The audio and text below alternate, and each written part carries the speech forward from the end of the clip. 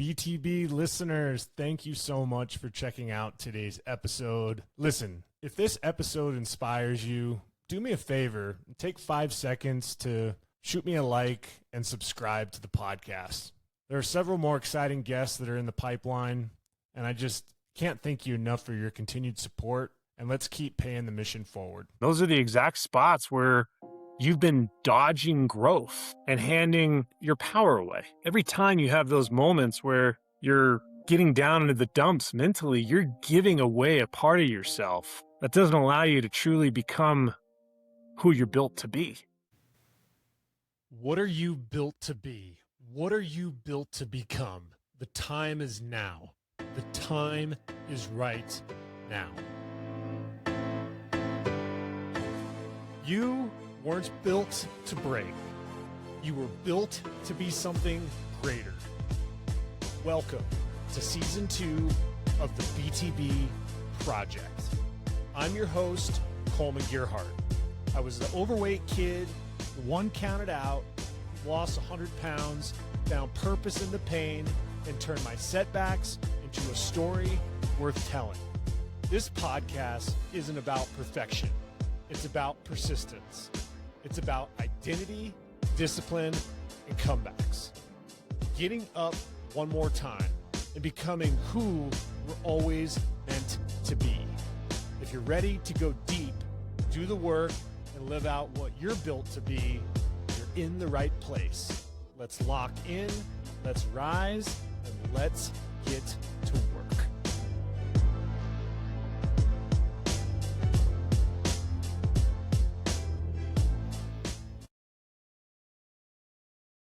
I've spent the last 20 years helping athletes, teams, and regular people figure out their purpose and actually live it, no matter what life tends to throw at them. Today, we're not going to do the usual talk. This BTB short, we're going to be running a real life audit. Now, typically when you think of audit, you think of your finances, taxes, you think of someone coming in and rerunning the numbers to make sure everything checks out. But right now, during the time of recording this episode, there's so much noise in this world. It's everywhere. It's tariffs, it's AI wiping out jobs left and right.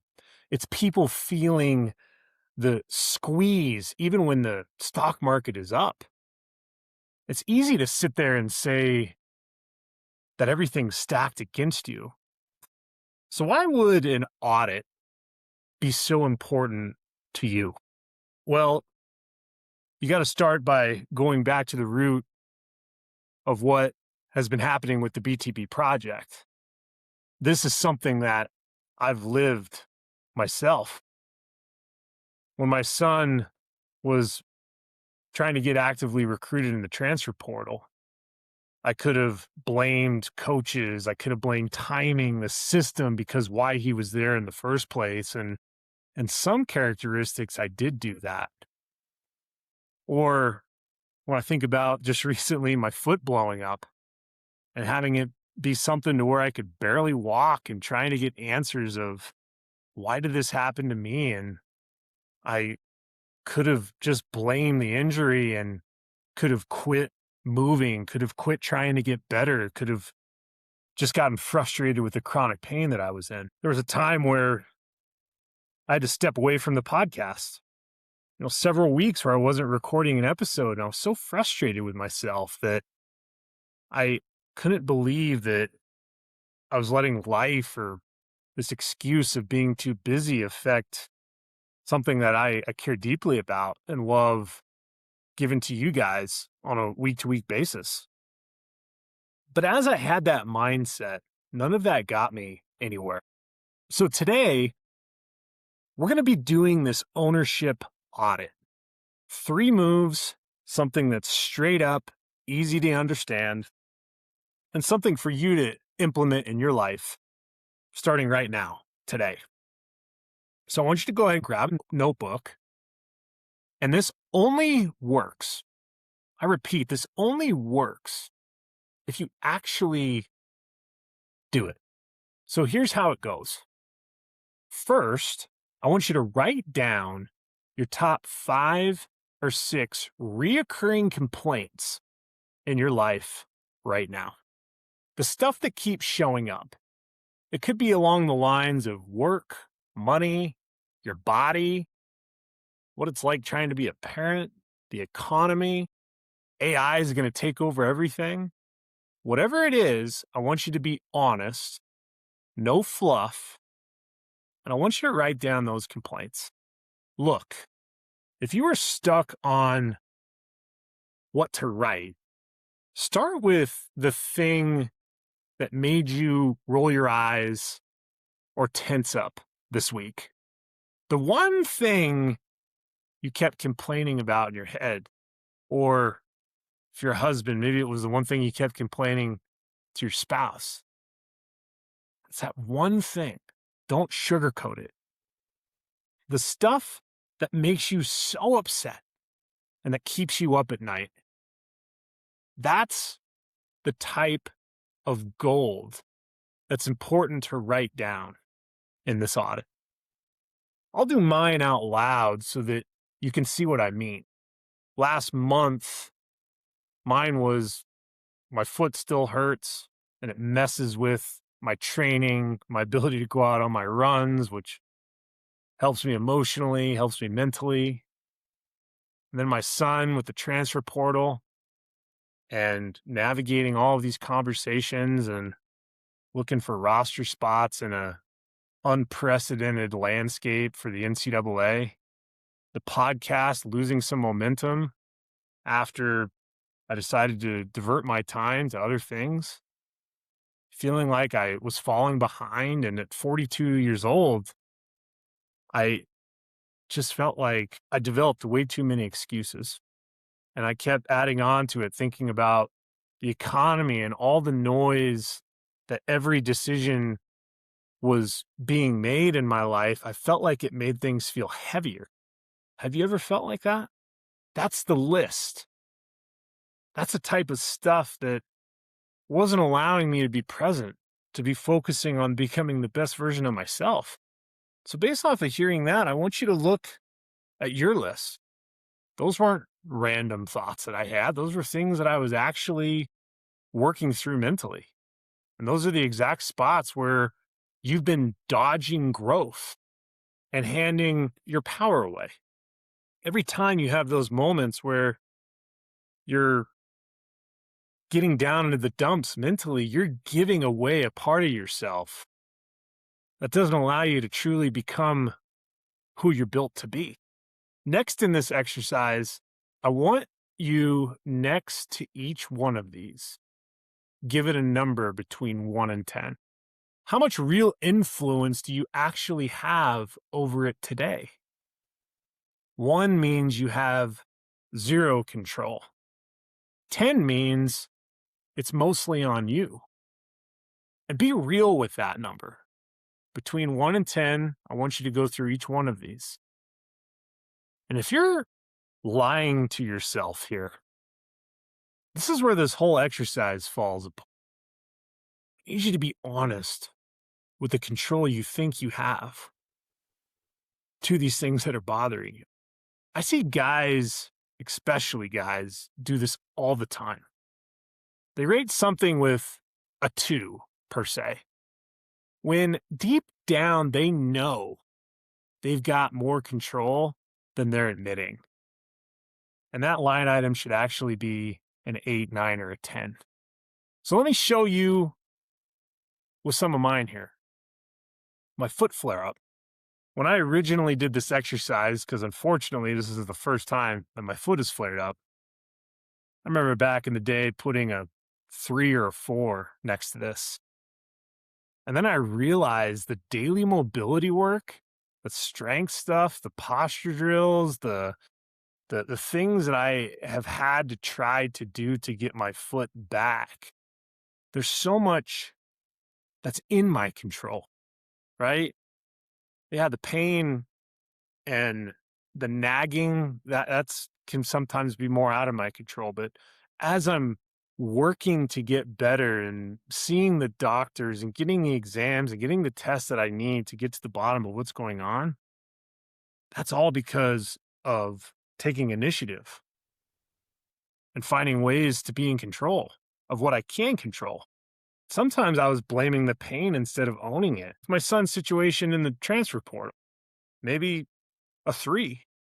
But when I think about all of the email outreach and the follow-ups and sending updates and staying on top of helping my son navigate these conversations with coaches, all of those actions he was taking because of my help, those are in my control. And we owned the process together, even when we couldn't control the outcome. The podcast going quiet, I rated it really low at first because just recently that was the longest time I'd gone without an episode for over the last 3 years. So the story that I was telling myself was I was too busy. I had the foot, I had the portal, I had work, I had so many other things. But once I stopped hiding behind that, my score actually went up. So I want you to do yours now. Anything sitting at a 6 or below, that's where the noise is winning. And anything that's a 7 or higher, that's within your power. That's within the audit structure that is just giving you the ability to do something about it, to take ownership. And the last part, this is where it gets real, is for every item on your list, ask yourself 2 questions out loud. First, is this a genuine limitation I can't change right now? Or am I telling myself a story so I don't have to feel uncomfortable? That is powerful right there, ladies and gentlemen. I'm going to say that again. Is what you are writing down a genuine limitation that you cannot change right now? Or are you telling yourself that so that the story is something that doesn't allow you to have to feel uncomfortable? Second is if you've acted like 80% of this was yours to own, what would you actually do different this week to own it? I had to ask myself the same question with my foot. The pain was real. The neurological stuff wasn't made up. But the story, I can't train at all. Or I'm just protecting myself from feeling weak. The second I owned the 10 to 15 minutes of daily work that it took for my foot to feel better, even on the days where I could barely walk, things started moving. My body started to respond. My family saw me actually doing the work and getting better instead of talking about how frustrated I was that I was in pain. So here's a tip when you're doing this audit. If the answer feels uncomfortable, you're probably onto something that you need to be doing. Sit with it for 10 seconds before you move on. Do it with your biggest one right now and say it out loud. When you stop protecting the victim story, you get access to the version of you that your family, your team, your future self has been waiting on. That future version of you has been waiting for you to make a decision to dictate what's on this audit. Here's what I want you to do starting today. 5 moves. Let's keep it simple. Every Sunday night before you start the week, spend 5 minutes and list the top stressors again. Set a timer so that you don't overthink it. Rate them 1 to 10 just like we did, and circle the ones below 6 that are on your targets. Pick the ones that matter the most and take one real action on it this week. No matter how small, write it down so you can't weasel out of it later. Do 10 minutes a day on whether you actually control. Make it a non-negotiable, kind of like brushing your teeth. We all have these habits. We're creatures of habit. These are things that we do without even having to think about it. That's what I want this audit to turn into for your life. Once you make it a non-negotiable and you look back, say out loud what you've owned, and then do it again next week. Do it again the following week. And that's it. It's no big speeches. It's no hoorah moments to think about all of these things that are on top of your mind. It's just ownership that adds up. And you have so much more ownership than you think when it comes to your life. So here's a move. If you keep dodging the same item week after week, something that you know you need to address, that's your biggest leak. Hit that one first. Hit the thing that's on top of your mind that you know you got to call yourself out on. I've watched this play out too many times in my own home. Whether it's my son when he's in the portal, sometimes we felt like the process was skewed, but we did everything we could to own the process that we could control. We made the videos, we sent the messages, we kept showing up. And no matter what was happening with the landscape of the portal, we controlled what we can control. And the same week that we're working through these types of things, then my foot goes bad. And I stopped saying, hey, I'll get to it when it feels better. That was the old me. That's the stubborn me. You just have to address it and put in the work each and every day. And when the podcast went quiet, I finally owned that I was scared to be seen struggling, to be perfectly honest. I didn't want to come on this microphone and have this mantra of, man, this guy's really a mess. Like, I had an insecurity about that because so many people come to me as a coach as a place of strength. What if I'm coming to you with a state of vulnerability? That's what allows episodes like this audit to come to fruition. Because now it's your turn. Do the audit right now while this is fresh. And when you're done, I'd love to hear about it. Shoot me a like. Shoot me a DM on Instagram at the BTB Project. Tell me one thing that you saw on your list that you've just taken complete ownership of. You weren't built to sit there blaming the economy, blaming AI, your past, or whatever it is that's loud in your head right now. You were built to your own lane. You were built to be on that superhighway, going the exact speed, the exact distance that you need to go to accomplish your goals. This week, own one thing. Next week, own two. A year from now, you won't even recognize who you've become because this road gets easier as you do the work. Listen, if this BTB episode about doing the internal audit, if it impacted you, do me a favor, like and subscribe to the BTB Project. Better yet, send this to a family member or friend. Tell them why the episode impacted you. Let them know a few things on your list that you're working on. That's above a 7.